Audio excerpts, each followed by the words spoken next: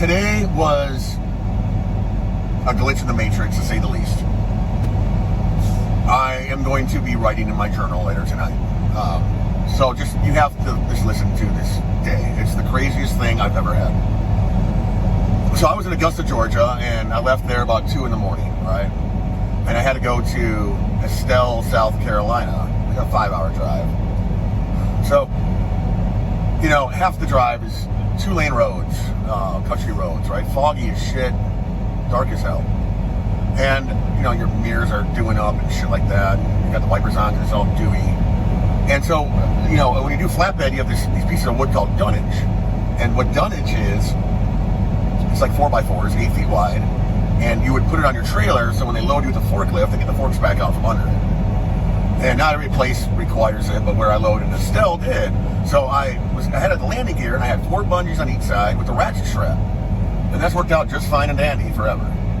So, I'm going down somewhere about an hour from Estelle, and I do a sharp left turn, and it straightens out, and then I hear a thud, and I'm like, what? I look in the mirror, and I'm, what the fuck? And I see something flying through the air. I'm like, what was that? Did I just hit a deer? Was that a tree limb? Whatever. So, I get to my load, and I get out of my truck, and I walk around it, to start opening the curtain. And one of my pieces of dunnage is sticking out 5 feet. And guess what's embedded in it? A little red flag. So apparently, some guy who already probably discovered this woke up and was like, I'm gonna go check the mail. Where's my mailbox? Dude, it's in the trees. I don't know. I took out someone's mailbox. I don't know how I didn't take out more. So I'm like, screw that. I take the dunnage. I'll take it all off. Well, I use most of it for the load, but the rest of it, I strapped it to the inside of the trailer. It's a pain in the ass, but I'm like, I'm not done doing the landing gear thing, right? All right. So this is just the beginning of the weirdness. All right. So I get to my unload in Holly Ridge, North Carolina, which is by Surf City.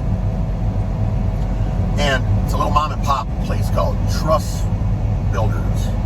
And an ancient guy, like 78, 80 years old, starts to unload me with this forklift with no brakes.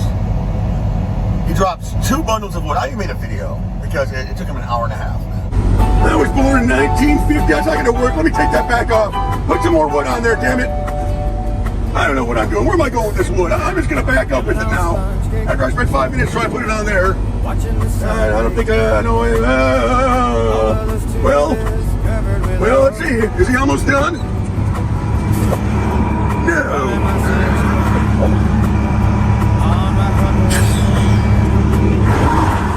And then he coasts into my trailer and bends my landing gear support arm with his forks.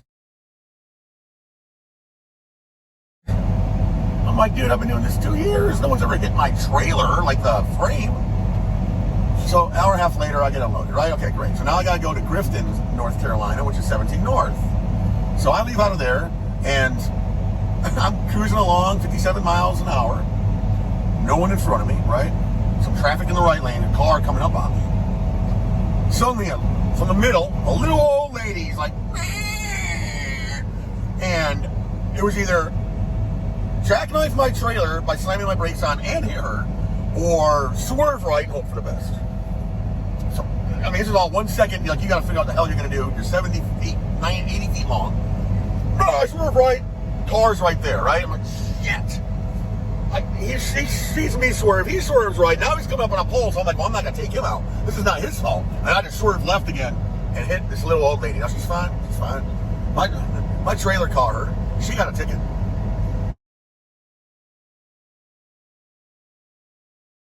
I didn't get a ticket, right? But the weirdest part about that situation was it's 2 little old ladies. And they're on the way to dialysis, and they're really nice ladies. But the one I noticed, and I thought it was kind of odd, that as I was walking by, the other lady was kind of like hiding her, and she crouched kind of low, and I'm like, whatever. So I'm about to leave, and I kind of did a double take, and I look, and there's some fluid leaking out the front of her car, like underneath the headlight, below the motor. And it's yellow. And I'm like, That's some strange looking antifreeze. What is she leaking? Well, I better tell her. Let me see what it is. I reach down, I dip my fingers in there, I'm like, it's urine! The little old lady in the passenger seat was pissing in her colostomy bag or whatever it is, and they had rigged it up so they could go for road trips. I mean, it's gotta be what happened. So they could pee while they're driving down the fucking road! You cannot make this up. So I stuck my hand in some little old lady's urine after sideswiping her, after a forklift driver bent my truck, and after taking out a mailbox. So now I'm in a rest area, and I got my goose fraba on. I'm gonna light my candle and go to bed. I'm afraid if I leave the truck, meteorite will hit me in the head. That's it. That's all I gotta say.